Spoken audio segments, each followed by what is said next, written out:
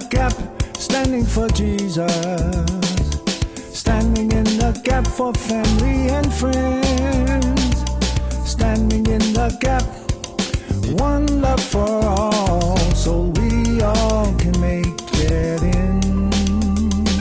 Our Jesus has commanded us with the Great Commission to spread this gospel throughout the world. And we don't necessarily have to do it the same way they did it 2,000 years ago or 3,000 years ago. We have to deal with the world as it is today.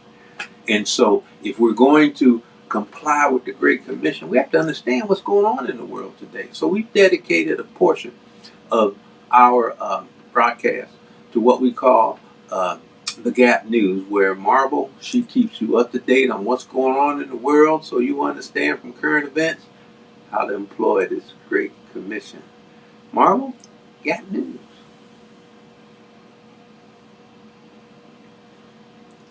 Okay, Saints. Woo-wee! Last week I was saying, we got wars. I said we had 2 wars. Then I said, yeah, and then we have another war in Iran. Little did I know that we were going to get in that war. So today, that's what we're talking about. It's not the Third World War, but it's the third war in the world.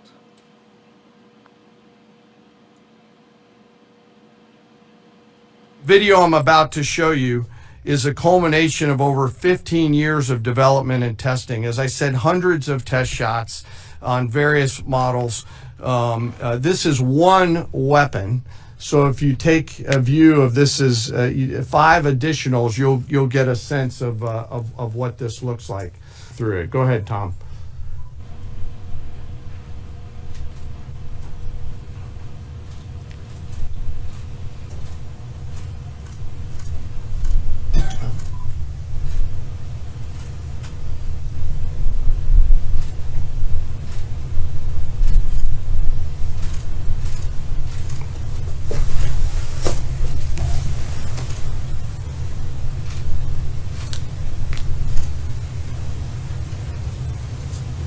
Keep it going for a minute. You'll see inside the mission space.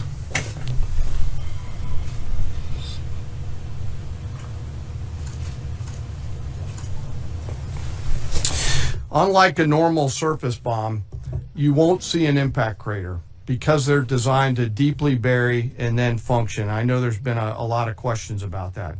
All 6 weapons at each vent at Fordo went exactly where they were intended to go. A bomb has 3 effects that causes damage: blast, fragmentation, and overpressure. In this case, the primary kill mechanism in the mission space was a mix of overpressure and blast, ripping through the open tunnels and destroying critical hardware. Thank you very much. A short time ago, the U.S. military carried out massive precision strikes on the 3 key nuclear facilities in the Iranian regime: Fordo, Natanz, and Esfahan. Everybody heard those names for years as they built this horribly destructive enterprise. Our objective was the destruction of Iran's nuclear enrichment capacity and a stop to the nuclear threat posed by the world's #1 state sponsor of terror. Tonight, I can report to the world that the strikes were a spectacular military success. Iran's key nuclear enrichment facilities have been completely and totally obliterated. Iran, the bully of the Middle East, must now make peace. If they do not, future attacks will be far greater and a lot easier.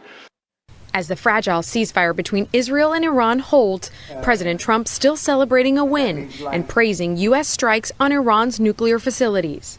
But questions remain on whether the airstrikes were as successful as the administration says. An initial assessment by the Defense Intelligence Agency concludes that Iran's enrichment programs were only set back by months. That, according to 3 sources. The president, pressed by NBC News, pushed back hard, saying the report isn't final.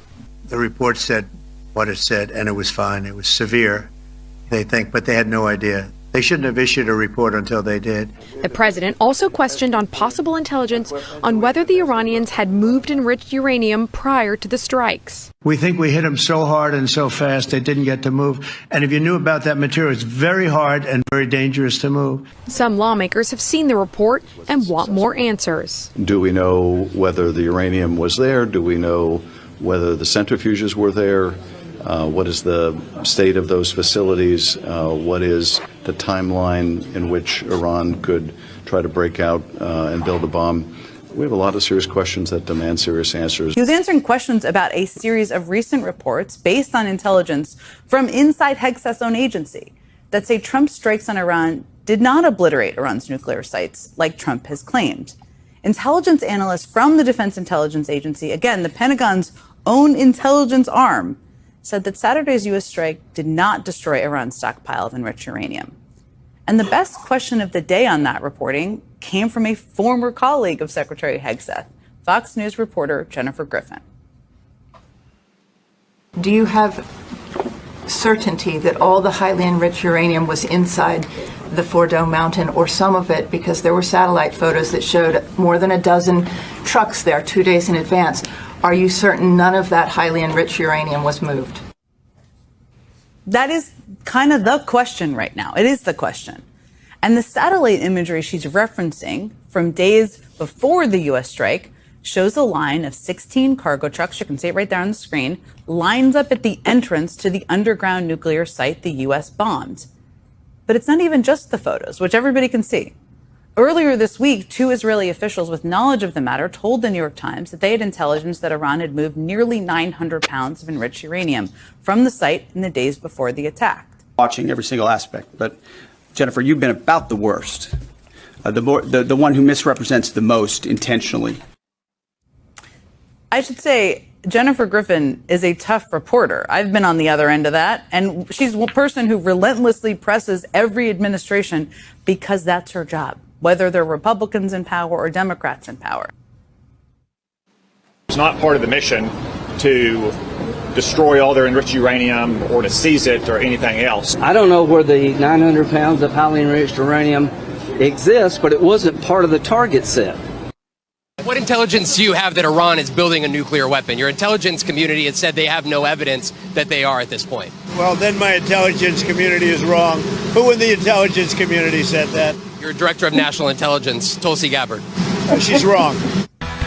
Israel and Iran accuse each other of breaking a ceasefire during the early hours of their truce. Israeli Prime Minister Benjamin Netanyahu said that his country's war with Iran brought the Islamic Republic's nuclear program to ruin. Iranian officials have echoed a similar level of readiness in case the current agreement collapses in the days ahead. We warn America and the Zionist regime of the crushing blows of the brave Islamic fighters from the north to the south of the occupied territories, and of the strike on the American base in Al-Udeid, which should serve as a lesson. Otherwise, in the next phase, they will face an even more powerful response with broader targets already designated. We basically have 2 countries that have been fighting so long and so hard that they don't know what the they're doing. Do you understand that? Tuesday morning, a frustrated President Trump trying to hold together the delicate ceasefire plan between Israel and Iran that he announced Monday night. I'm not happy that Israel's going out now. There was one rocket that I guess was fired overboard. It was after the time limit, and it missed its target. So I think they both violated it. I'm not sure they did it intentionally. They couldn't rein people back. Both Israel and Iran say they stand ready to respond decisively should the other violate the ceasefire. Now, he is saying that his country delivered, quote, a hand slap to America's face in its attack on the U.S. base in Qatar. He also went on to say that the U.S. achieved no gains and that the Islamic Republic was victorious. با اون همه هیاهو، با اون همه ادعا، رژیم صهیونی در زیر ضربات جمهوری اسلامی تقریباً از پا در آمد و له شد. تبریک دوم مربوط به پیروزی ایران عزیزمون بر رژیم آمریکاست. رژیم آمریکا وارد جنگ مستقیم شد چون احساس کرد که اگر وارد نشود رژیم صهیونیستی به کلی نابود خواهد شد. وارد جنگ شد برای اینکه او رو نجات بده، لکن هیچ دستاوردی از این جنگ نداشت.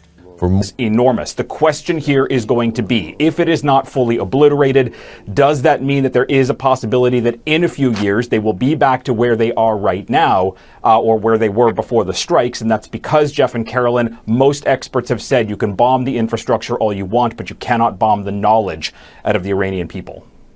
رئیس جمهور آمریکا در شرح اونچه که واقع شده بود بزرگ نمایی غیر متعارفی کرد. معلوم شد که به این بزرگ نمایی احتیاج داره در صورتی که تعرضی صورت بگیره. هزینه دشمن، هزینه متعرض قطعاً بالایی خواهد بود.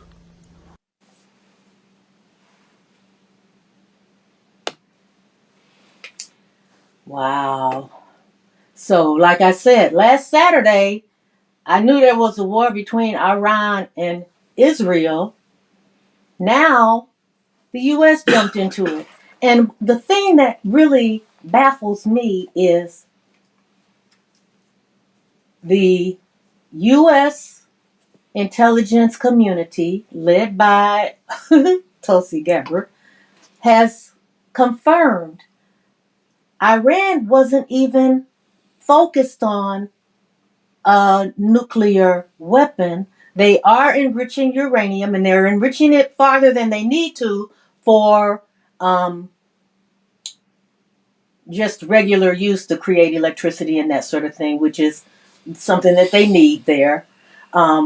But according to the intelligence sources, they had not reconstituted any kind of weapon program, and that had been pretty much confirmed across our intelligence community. A lot of people said that Trump got so excited that Israel was kind of really giving Iran the 1-2 punch, and he wanted to get in on it just like a bully, just like a gang member. I want to jump in on it too so I can get some glory and I can get some accolades. So, of course, the military strike was flawless because we have a military, despite Pete Hegseth, who did get pushed to the side, that is awesome. So they bombed everything. And then as soon as they bombed everything, here come Trump. We've obliterated their nuclear capability. But we saw those little trucks. Now, what was in the trucks? And when the reporter asked about it, Pete Hegseth went ballistic. And I didn't have this in the video. I couldn't find that clip when I was creating this. But somebody asked Trump, why is your intelligence community saying we're not sure if we obliterated it because we haven't had time to look at everything to say that it's for sure obliterated. What we can say is that, we didn't do this and we didn't do that. He turns around and says, well, they need more time to figure that out. But he didn't need any time to come out in 2 minutes after the whole thing and say it was obliterated. So lie, deflect, jump in somewhere you really didn't even have any business, and then claim that he caused the Iran and Israel to come up with a ceasefire, and of course right away it got blown, and then his potty mouth came out. Okay, that was my quick synopsis of what we just saw in the other third war in the world. What do you think, honey?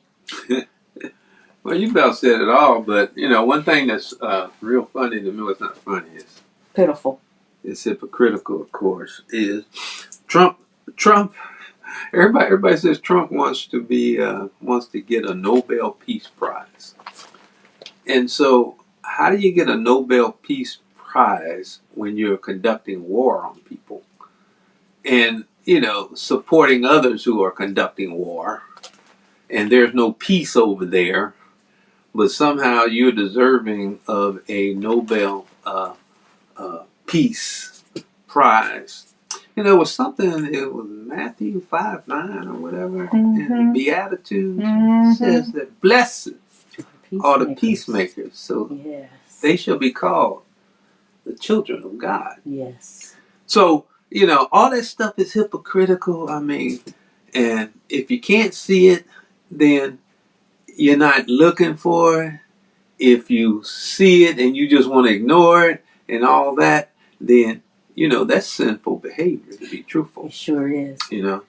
And so, when you bring this type of stuff to the forefront for us in Gap News, we can't ignore it.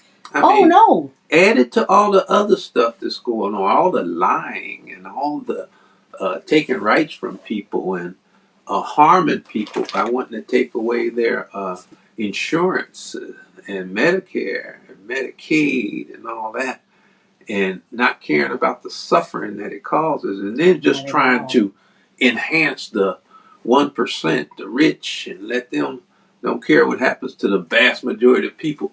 Put that all together, and what do you see? It's evil. It's corruption. It's wrong. But I want to say something. You mentioned about his quest for the Nobel Peace Prize. So somebody in Ukraine had actually nominated him for the Peace Prize, but they withdrew their nomination this week because he hasn't done diddly squat about the war in Ukraine. And they withdrew his nomination. So, you're right. You're not going to get any kind of Nobel Peace Prize for bombing somebody to smithereens, as he said. And I was just checking. It doesn't look like we have any comments yet. But, this is the third war in the world right now. And so, right now they have a very tenuous ceasefire. But, right after we struck Iran retaliated. And okay, so their missiles got intercepted, and Trump said he gave them permission. What kind of crazy talk is that? But that could have gone very, very wrong. I think there were 20,000 or 10,000 American troops at that base where those rockets were shot off to, and it could have gone very, very wrong. You remember the last time this happened, Iran retaliated, and Trump said nobody got hurt, and then it turned out that hundreds of people had some kind of brain injury because of that. So I don't know what else to say. Just a hot mess. Just a hot mess. All right, Great Commission, and now you know the current event and how you should deal with it. Spread the Great Commission, the gospel in the Great Commission. All right. Well, anyway, thank you for Gap News, and it's one of the most, I guess, popular parts of the broadcast because it brings us right up to date on what's going on. So, all right. Well, we have been trying to bring people up to date on a lot of things here with this study into the Black church. We've kind of combined Black history into this study, and it kind of just meshes right together. And it got kind of started when Trump and his Republican MAGAs and all that wanted to do away with Black History Month. So what we said, we're the keepers of our history. One thing they've always tried to do is tell us, you don't have any history. Before we brought you over here for slaves, you ain't had no history. The colonizers went over to Africa and said, well, before we got here, you don't have any history. And blatant lies and all that kind of thing. And so we are the keepers of our own history. We have to do that.